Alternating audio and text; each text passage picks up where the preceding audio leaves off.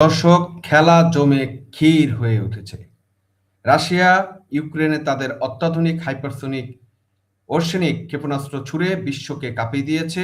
ভেনেজুয়েলার ট্রাম্পের হস্তক্ষেপ আর রুশ জাহাজ আটকের পর পুতিনের এই রণমূর্তি কি বিশ্বযুদ্ধের সংকেত? জাতিসংঘ কি এখন কেবলই পুতুল? বিশ্ব কি এখন তৃতীয় মহাযুদ্ধের দোরগোড়ায় দাঁড়িয়ে গেছে? গত রাতে আকাশে ইউক্রেনের মানুষের যা দেখেছে তা কোনো সাধারণ ক্ষেপণাস্ত্র ছিল না, তা ছিল এক উড়ন্ত দানব। রাশিয়ার তৈরি হাইপারসোনিক মিসাইল ওরেশনিক ঘন্টায় ১৩,০০০ কিলোমিটার গতিতে আছড়ে পড়ছে ইউক্রেনের বুকে। কিন্তু প্রশ্ন হচ্ছে, পুতিন হঠাৎ কেন এত মারণাস্ত্র বের করল? কেন তিনি সরাসরি ইউক্রেনের ড্রোন কারখানা আর জ্বালানি অবকাঠামো গুঁড়িয়ে দিচ্ছেন? এর নেপথ্যে কি কেবল ইউক্রেনের যুদ্ধ, নাকি আমেরিকার নতুন প্রেসিডেন্ট ট্রাম্পের ভেনেজুয়েলা মিশনের পাল্টা জবাব? আজ আমরা মুখোশ খুলে দিব সেই আন্তর্জাতিক রাজনীতি যেখানে আইন নেই, আছে শুধু গায়ের জোর। আমরা একটু দর্শক নিউজটা পড়ে আসি। ইত্তেফাকের নিউজে যেটা বলা হয়েছে, শক্তিশালী ওরেশনিক মিসাইলের হামলা করেছে রাশিয়া এবং সেই ভয়ঙ্কর অবস্থাটা আপনারা দেখেন। রাশিয়ার পশ্চিমা বিশ্বগুলোর মধ্যে উত্তেজনার মধ্যে তারা কিন্তু এই জায়গাটা এসেছে। শুক্রবার ৯ জানুয়ারি রাশিয়ার সামরিক বাহিনী এই হামলার তথ্য নিশ্চিত করে দিয়েছে। রাতভর হামলা চালানো ব্যাপক অভিযানে অংশ নিয়েছে। অত্যাধুনিক অস্ত্রটি ব্যবহার করা হয়েছে। রুশ প্রতিরক্ষা মন্ত্রণালয়ের দাবি অনুযায়ী ডিসেম্বরের শেষ দিকে প্রেসিডেন্ট ভ্লাদিমির পুতিন পুতিনের বাসভবনে ইউক্রেনীয় ড্রোন হামলার চেষ্টার পাল্টা জবাব হিসেবে এই পদক্ষেপ নেওয়া হয়েছে। তবে কিয়েভ প্রশাসন রাশিয়ার এই অভিযোগকে সম্পূর্ণ মিথ্যা বলে প্রত্যাখ্যান করেছে। এই খবরগুলো কিন্তু দর্শক একদম আন্তর্জাতিক আরো মিডিয়াতে কিন্তু ফলাও করে এসেছে। আমরা সেগুলো যদি দেখতে চাই, দেখেন এই যে রয়টার্সে যেটা বলা হয়েছে, রয়টার্সও কিন্তু সেম নিউজটাকে তুলে ধরেছে এবং আমরা আসলে এখানে দেখতে চাই যে এখানে সেই ঘটনাগুলোকে তারা ফলাও করে কিন্তু এই যে হাইপারসোনিকের ছবি সহ কিন্তু তুলে ধরা হয়েছে এবং সেই জিনিসটা সবার কাছে স্পষ্ট হয়েছে যে এবং রাশিয়ার যে হামলা, সেই হামলাটা যে কত ভয়ঙ্কর ছিল সেটাও কিন্তু এখানে তুলে ধরার চেষ্টা করা হয়েছে। দর্শক, এখন আমরা একটু বিস্তারিত যদি যাই, আসলে কেন হঠাৎ করে পুতিনের এই আক্রমণ? রাশিয়ার প্রতিরক্ষা মন্ত্রণালয় নিশ্চিত করেছে ৯ জানুয়ারি রাতভর চালানো এই অভিযানে তারা ওরেশনিক ব্যবহার করেছে। পুতিনের দাবি অনুযায়ী এটি শব্দের চেয়ে ১০ গুণ বেশি দ্রুতগামী। পশ্চিমা বিশ্বের যত দামি ডিফেন্স সিস্টেমই থাকুক না কেন, এই ক্ষেপণাস্ত্রকে ঠেকানোর ক্ষমতা প্রযুক্তিতে পৃথিবীতে বর্তমানে কারো কাছে নেই। ইউক্রেনীয় বিমান হামলা বা বিমান বাহিনী বলেছে, লভিভ অঞ্চলে একটি বিশাল ভূগর্ভস্থ গ্যাস সংরক্ষণাগার এই হামলা হয়েছে। একটা গ্যাস সংরক্ষণাগার এবং এটাকে অনেক সময় বলা হচ্ছে যে ড্রোনও এখানে নাকি মজুত করা হয়। ভেবে দেখুন, এই শীতের মধ্যে ইউক্রেনের জ্বালানি ব্যবস্থা অচল করা দেওয়ার অর্থ কি? এটি কেবল হামলা নয়, এটি ইউক্রেনের মেরুদণ্ড ভেঙে দেওয়ার নীল নকশা।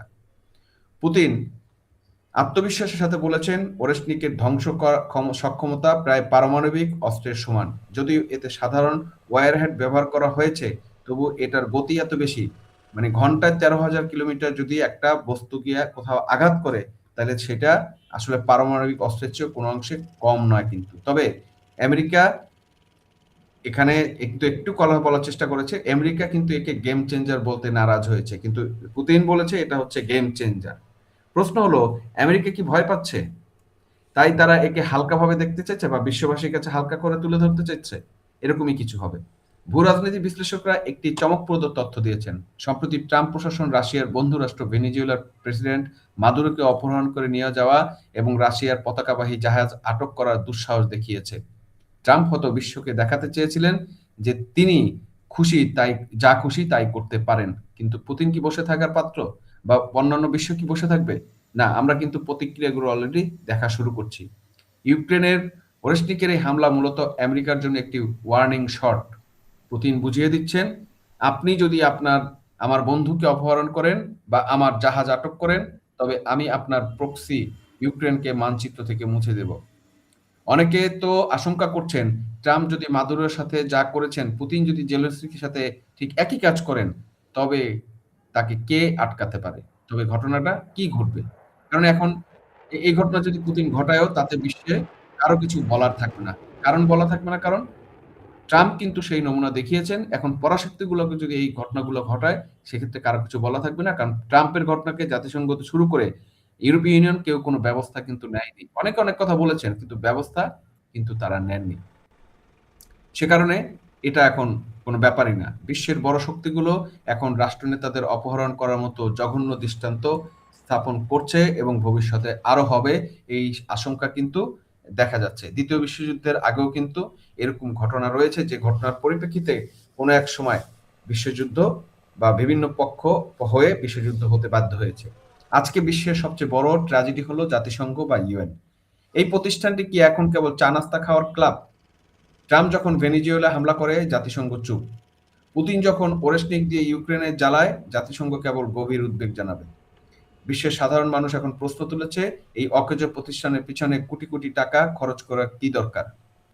সোশ্যাল মিডিয়ায় এখন দাবি উঠছে, যে প্রতিষ্ঠানের সার্বভৌম দেশের নিরাপত্তা দিতে পারে না, তার থেকে নিজের দেশের নাম প্রত্যাহার করে নেওয়াই ভালো। যখন বিশ্বের পরাশক্তিগুলো একে অপরের জাহাজ আটক করে বা হাইপারসনিক মিসাইল ছোড়ে, তখন জাতিসংঘর আইন স্রেফ কাগজের টুকরো ছাড়া আর কিছুই নাই। আমরা কি তবে আবার জোর যার মূল্য তার সেই যুগে ফিরে যাচ্ছি? মনে হচ্ছে আমরা সেই দিকেই যাচ্ছি, এবং ট্রাম্প সেটা শুরু করেছে, এবং এটা কিন্তু ওয়ার্ল্ডে আমরা আরো দেখতে পারবো দর্শক। যেহেতু ভারত যদি এখন মনে করেন আমাদের এই রক্ত চোষা ইউনূসকে তুলে নিয়ে যায়, বাংলাদেশের 75% মানুষ খুশি হবে, 80% মানুষ খুশি হবে। সেই খুশি কাজটা ভারত করতেই পারে। চীনও করতে পারে তার পার্শ্ববর্তী কোনো দেশের ক্ষেত্রে। রাশিয়াও করতে পারে, যেহেতু তারা পরাশক্তি। দর্শক, পুতিন স্পষ্ট করে দিয়েছেন তিনি আর কোনো উস্কানি বরদাস্ত করবেন না। পুতিনের বাসভবনে ড্রোন হামলার অভিযোগ আসার পর থেকে তিনি রণমূর্তি ধারণ করছেন। বুরেশনিক ক্ষেপণাস্ত্রের প্রথম ব্যবহার ছিল একটি ডামি ওয়ারহেড দিয়ে, যখন কিন্তু তা সরাসরি বিস্ফোরণ ঘটাচ্ছে।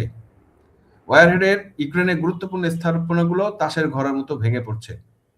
আমেরিকা পশ্চিমারা এখন ইউক্রেনকে আরো শক্তিশালী অস্ত্র দেওয়ার প্রতিশ্রুতি দিচ্ছে, কিন্তু ইতিহাস বলছে ইউক্রেনের অস্ত্র দিয়ে কেবল যুদ্ধের আয়ু বাড়ানো হচ্ছে, সমাধান মিলছে না। ট্রাম্পের ভেনেজুয়েলা মডেল যদি পুতিন ইউক্রেনের প্রয়োগ করেন, অর্থাৎ সরাসরি অপারেশন চালিয়ে জেলেনস্কিকে সরিয়ে দেওয়া, তবে ইউরোপের চিত্র পুরোপুরি পাল্টে যাবে। এটি কি ইউক্রেনের শেষ মুহূর্তের সংকেত? এই প্রশ্ন কিন্তু জনমনে বা বিশ্লেষকদের কাছে এখন উঠছে দর্শক। বন্ধুরা, ওরেশনিক হামলা কেবল একটি সামরিক পদক্ষেপ নয়, এটি একটি বিশ্ব ব্যবস্থার ইস্তেহার।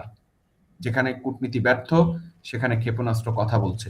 ডোনাল্ড ট্রাম্প আগ্রাসী নীতি বনাম পুতিনের হাইপারসনিক জবাব, এই দুইয়ের জাতাকলে পিষ্ট হচ্ছে সাধারণ মানুষ, বিশ্ববাসী। জাতিসংঘ নামক ঢালটি আজ ভেঙে চুরমার। সুপ্রিয় দর্শক, আপনারা কি মনে করেন পুতিনের এই পদক্ষেপ সঠিক? ট্রাম্পের ভেনেজুয়েলা মিশন কি বিশ্বকে আরো অনিরাপদ করে তুলছে? আর আমাদের কি আদৌ জাতিসংঘের প্রয়োজন আছে? কমেন্টে আপনার ক্ষোভ এবং মতামত জানাবেন। ভিডিওটি শেয়ার করুন যাতে বিশ্ববাসীর কাছে পৌঁছে যায় এবং মানুষের কাছে পৌঁছে যায়। সাবস্ক্রাইব করে আমাদের সাথে থাকুন। দেখা হবে পরবর্তী ভিডিওতে, এবং সুস্থ থাকুন, ভালো থাকুন। পরবর্তী ভিডিওতে দেখা হবে।